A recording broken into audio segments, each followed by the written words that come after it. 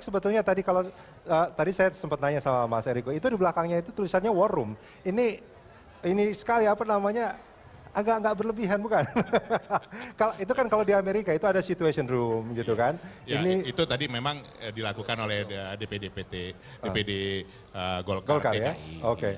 Tapi walaupun ini dianggap sebagai sebuah perang, tapi hasil dari penghitungan nanti real count, apapun hasilnya akan diterima tentunya dengan pasangan calon nomor urut 2 ya. Justru itu tadi saya sampaikan Mas Rudi, Mbak Tasya, bahwa kalau kita melakukannya namanya real count.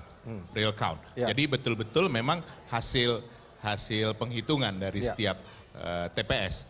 Karena ada kan diawasi dengan ketat kan? Kan kita menyiapkan 26.070 saksi ditambah pengawasan semua kurang lebih hampir 27.000 yang mengiringi. Ya artinya kan ketat sekali pengawasannya. Betul. Apapun hasil real count-nya itu akan diterima. Tentu kalau kan seperti tadi saya sampaikan. Kalau dalam hal ini sesuai real count kita juga dengan KPUD kan itu memang semua harus kita terima Mas dengan baik tentunya. Hasil real count nanti akan tetap diterima ya, nggak akan ada.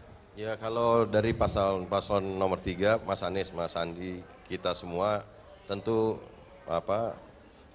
menggembirakan. Ternyata di luar dugaan kita bisa melampaui angka 35%, bahkan tadi di real count, di quick count meskipun tadi. baru 5% ya, saya harus angkanya masih, kan 5%. angkanya tadi masih disampaikan oleh Profesor Hamdi tadi yang namanya error margin of error 3% itu. Jadi paslon nomor 2 dan 3 ini dalam kisaran margin of error. Bisa salah satu turun 3% atau salah satu bisa naik 3%. Bahasanya bukan begitu. Suara yang masuk baru 5%. Iya, jadi tapi belum bisa dipastikan. Sekarang membaca tadi quick count itu margin errornya di bawah 3%. Artinya apapun hasil real count nanti kalau diterima nanti akumulasi suaranya sampai mencapai yang disampaikan Mas Hamdi, sudah bisa kita buat kesimpulan sementaranya itu nanti kira-kira ya segitu. Jadi tapi juga begini, menurut saya itu nanti kita akan sambung di situ. Iya, jadi ini sekarang kita lihat saja semua karena ini kan yang disampaikan adalah hasil survei dari lembaga-lembaga survei tertentu. Tapi ada juga hasil lembaga-lembaga survei yang lain yang juga melakukan quick count, juga melakukan real count. Pertanyaannya adalah real count. Pertanyaannya adalah real count dari real KPUD. Count masing-masing partai juga melakukan. Pasti akan nerima ya. Baik, ini pertanyaan sederhananya sebenarnya seperti ini Mas.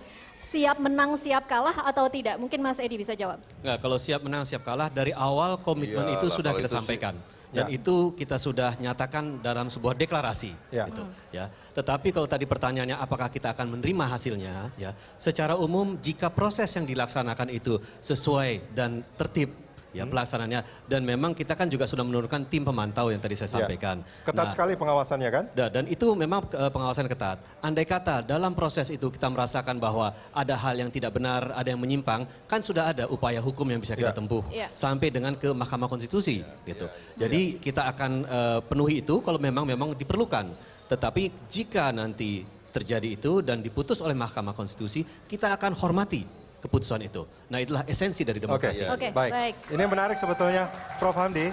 Ini kalau kita melihat dari ketiga pasangan calon, ini pengawasannya kan luar biasa ke setiap TPS. Bahkan tadi ada tiap TPS ada 2 saksi yang akan memantau itu. Nah kemungkinan akan terjadinya kesalahan. Artinya setelah mereka mengumpulkan dari semua TPS, ternyata hasil tabulasinya itu berbeda.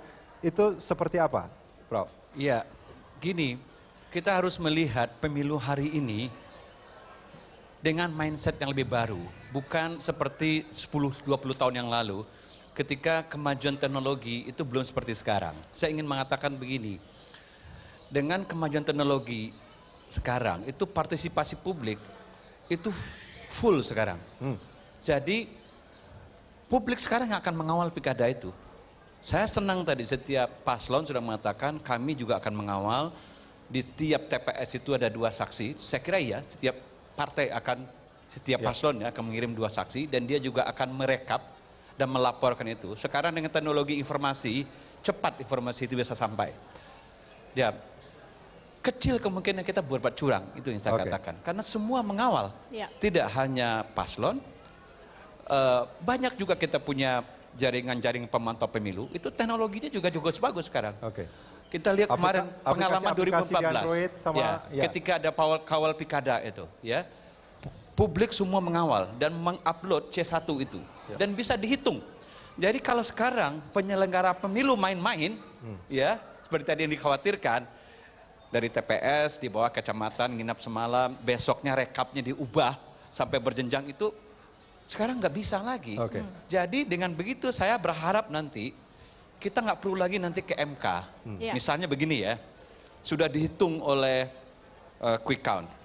Nah, hitung cepat memang adalah estimasi ya, tapi itu sudah berdasarkan ilmu pengetahuan yang sudah teruji ribuan tahun. Teknik sampling itu sudah ribuan tahun, itu sudah bisa dihitung probabilitasnya. Jadi kalau Anda mengacak seluruh 13.000 TPS itu secara stratified random sampling, banyak metode sampling, tapi umumnya rata-rata stratified random sampling, ada yang pakai cluster, di cluster itu diambil secara acak 500 atau 600 sampai 1000, itu cukup menggambarkan hasilnya. Jadi Prof, dan secara empiris kemarin ya itu selisih dengan hitung yang sebenarnya cuma 0,5%. Tapi juga ada pemeo bahwa kalau survei itu tidak boleh bohong, tapi bisa salah. Oh, jangan dicampur dulu, ini masalah hitung cepat dengan survei.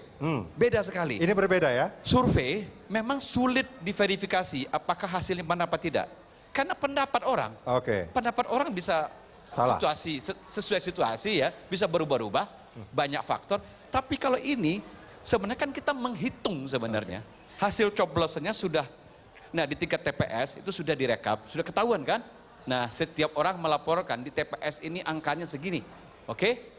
Setelah itu dihitung ya, dilakukan estimasi statistik dan itu tingkat margin errornya rendah. Ya kalau Anda ngambil 500, itu cuma margin errornya 0,9%. Kalau Anda naikin juga sampai 1000, sekitar 0,6. Jadi itu akurasinya cukup bagus. Maksud saya, nanti kalau seluruh misalnya pelaku quick count kesimpulannya hampir sama, ya, terus dihitung oleh KPU, hasilnya juga hampir sama, sudah tidak ada lagi gugat menggugat. Baik, Prof. Hamdi Muluk. Kita jeda sebentar, pemirsa, jangan kemana-mana. Live Hitung Cepat Pilkada DKI Jakarta akan kembali usai jeda.